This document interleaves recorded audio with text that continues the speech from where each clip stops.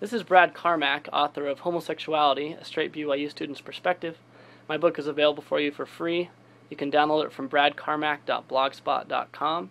You're also welcome to purchase a hard copy by emailing me at homosexualityperspective@yahoo.com. So in the preceding video, we talked about two reasons that support a strong moral case for LDS same-sex marriage.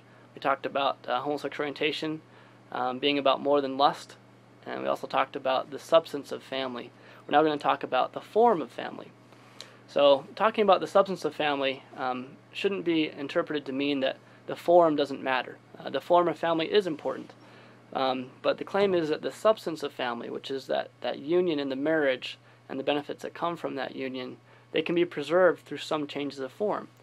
For instance, the traditional definition of marriage and from Adam and Eve's time was an exclusively one man, exclusively one woman, neither partner being married to any other partners. That was the form of family, the structure of family.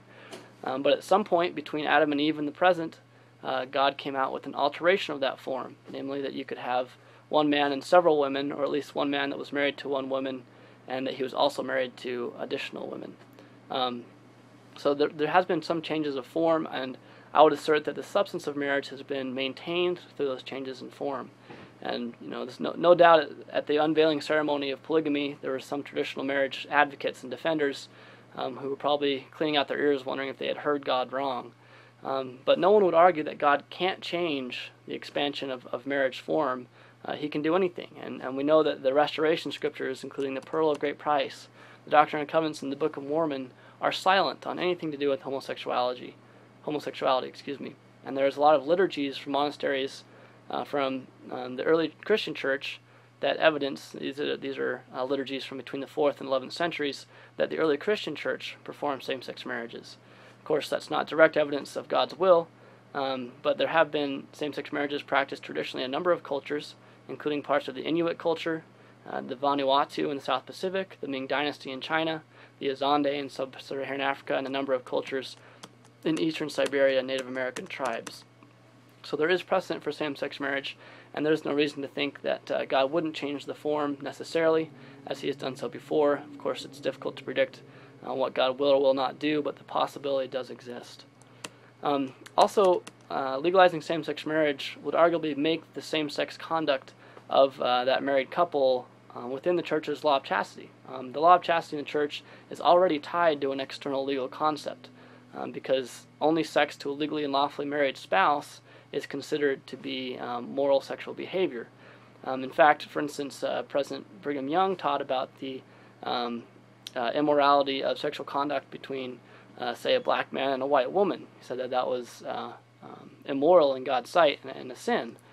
There was an apologist who tried to explain Brigham Young's policy, and he noted that there was hardly anywhere in the United States at the time where whites were free to marry blacks, and thus because the church believes only in sexual conduct in a legal marriage that it was appropriate, and basically saying that it wasn't interracial marriage that Brigham Young was condemning, but it was extramarital sex, and because they couldn't marry, then any sex they had would be immoral because it was outside the bonds of marriage. So same-sex marriage would at least arguably make same-sex conduct between married spouses to be within the law of chastity. It may be that homosexual conduct is immoral only because it's extramarital and not on its own account. So same-sex marriage might not necessarily require a departure from the historic condemnation of homosexual conduct, since arguably it was always conditioned on the absence of marriage. Now my second to last point in this reason number 3 about the form of marriage, and again you can follow along with my arguments and quotes here in my book. This is chapter 5 of my book. We're on reason 3. My second to last argument here in this section is that the Family Proclamation already contains the mechanism for LDS same-sex marriage. Now, of course, we need to talk about whether or not the Family Proclamation constitutes doctrine. I would assert that it does not. President Packer in 2010 tried to describe the Family Proclamation as revelation, and it was subsequently corrected to be guidance. President Lee taught that the only one authorized to bring forth any new doctrine is the President of the Church, who, when he does, will declare it as revelation from God, and it will be so accepted by the Council of the 12 and sustained by the body of the Church.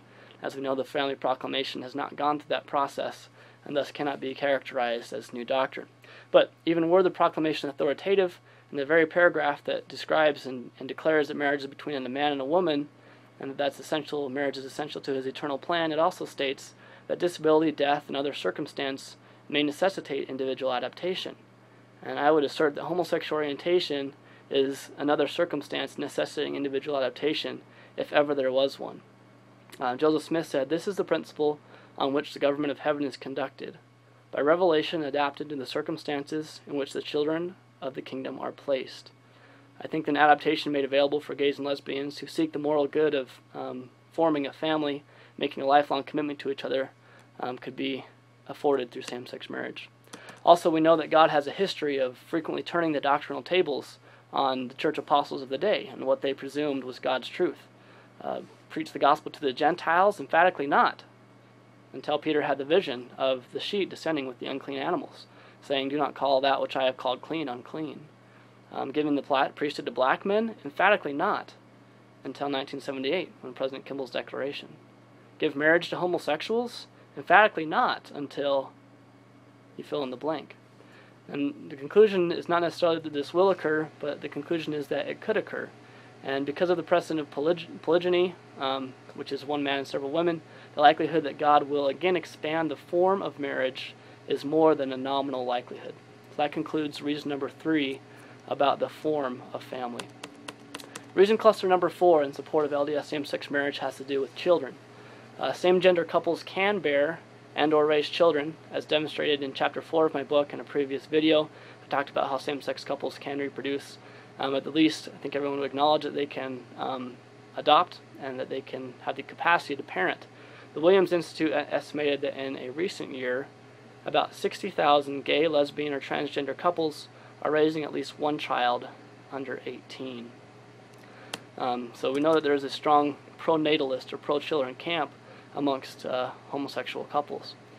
Now, the Family Proclamation states that children are entitled to birth within the bonds of matrimony. Now, we typically think of that as meaning that parents who want to have children should be married, but there's a second part to that statement. It is that children are entitled to birth. Children are entitled to birth. Now, entitlements like rights are meaningless if you don't look at the other side of the coin, which is a duty that's binding on at least someone. And this duty is reinforced by the command to multiply and replenish the earth. So if this duty exists and reproduction is the only available means for children to be born, then adults are obligated not only to refrain from bearing out of wedlock children, they are also obligated to bear children. It's an affirmative duty. It would seem that at least those fertile adults who choose not to bear any children could be considered in breach of an important duty. So if a particular, now we're going to kind of contextualize this, specify it to a same-sex couple. So if a particular child will not be conceived but for a homosexual marriage, then it's difficult to argue that the homosexual marriage violates a children's best interest. Even if you concede for the moment that a child raised in that family would be less ideal than a child raised in an opposite-sex parent family. How do you compare a blighted life even to no life at all? I mean, picture an empty bench, and on that bench sits Greg. And that child, Greg, was never born because of the ban on gay marriage. And his mother, who wanted to follow the Family Proclamation, chose a celibate life instead of a lesbian union, under which she would have taken a sperm donor to have an in vitro fertilization child, which would be Greg. So picture this empty bench that Greg's sitting on. He never came down because his mom chose to be celibate rather than to have a child through in vitro fertilization with her lesbian partner. Now, it's hard to argue that the harm to Greg is greater than him not existing. How do you compare no life at all to a harmed life? And so if the parents have the duty to bear children and the children have a right to be born, as the Family Proclamation teaches, then it seems strange to try to obstruct a homosexual person from entering into a same-sex marriage where they would bring a child into the world. Also, I would note that a same-sex household can be a very promising family environment for instance, an in vitro fertilization child like Greg, because oftentimes it's the commitment of the parents that can be a good and a key predictor of the child's outcomes. And since oftentimes adoption and IVF techniques are expensive and serious undertakings, a same-sex couple might view their marriage as both, and this is a quote, a same-sex couple might view their marriage as both a symbolic and legal commitment, and this acknowledged commitment might be the deciding factor when the couple was considering whether to adopt or whether to produce a child through the use of advanced reproductive techniques. So whether or not a same-sex couple is married or not may affect in a positive way, if they are married, that they would be more likely to have a child. And regardless of the caliber of the parents, if one contends that Greg's spirit will simply be sent to another family, you could say that same thing about a normal, fertile, opposite-sex couple who chooses to have no children. I mean, if the buck doesn't stop at children who are capable of reproduction, where does it stop? And why would we want to block the exercise of one of God's children agency to fulfill that commandment that God's laid upon them to multiply and replenish the earth within the bonds of matrimony? In a lot of ways, a homosexual same-sex couple faces the same dilemma that Adam did in the Garden of Eden. Adam could not both multiply and replenish the earth and refrain from partaking of the fruit, though he could do either one. He couldn't do both. Most homosexual couples, they cannot both multiply and replenish the earth and avoid the sin of leaving the church as a consequence of their same-sex monogamy, because that's oftentimes what happens when a same-sex couple decides to live together and or to be married, is that they're excommunicated from the church. So they can't oftentimes do both, and so they have to choose one or the other. And it seems that they're following the moral example of Father Adam oftentimes when they choose the better option of multiplying and replenishing the earth that man may be. They get married, and oftentimes they do have children through adoption or through reproductive technologies. The question is, why would we seek to place stumbling blocks in the path of these moral agents? Instead, it makes sense to affirm their difficult decision, and when they do make the pronatalist, the partially obedient choice, which involves they do bear children and bring them into the world, it seems that we would be either affirming of that decision, or at least we would refrain from condemning it, acknowledging the difficult obligations they have on both sides, much like Adam did, in not being able to fully obey both commandments. So that's the second reason that we've talked about here. The third. We've talked about the form of family, we've talked about children, we've talked about parenting. Now we're going to talk a little bit more about parenting itself as a reason to support same-sex marriage. The audience may be aware that there is a lot of debate on this subject of the parenting caliber of same-sex couples. As I've noted before, the parenting ability, or even whether or not a same-sex couple parents, is sort of beside the question of whether or not they should be given access to marriage, because we acknowledge that even an infertile, childless marriage is a marriage. And a lot of the substance to do of marriage, as noted in the previous video, has to do with the unity of the couple, and they're taking care of each other more than it does whether they have children or not. But let's talk about it anyway, about the parenting abilities of same-sex couples. Now, the American Psychological Association, I'll read a quote from them.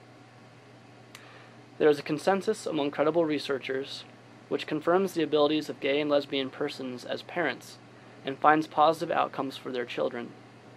Statements by the leading associations of experts in this area reflect professional consensus that children raised by lesbian or gay parents do not differ in any important respects from those raised by heterosexual parents. No credible empirical research suggests otherwise."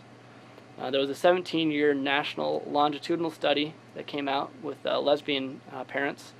It says the 17-year-old daughters and sons of lesbian mothers were rated significantly higher in social, academic, and total competence, and significantly lower in societal problems, rule-breaking, aggressive, and externalizing problem behavior than their age-matched counterparts in Achenbach's normative sample in American youth.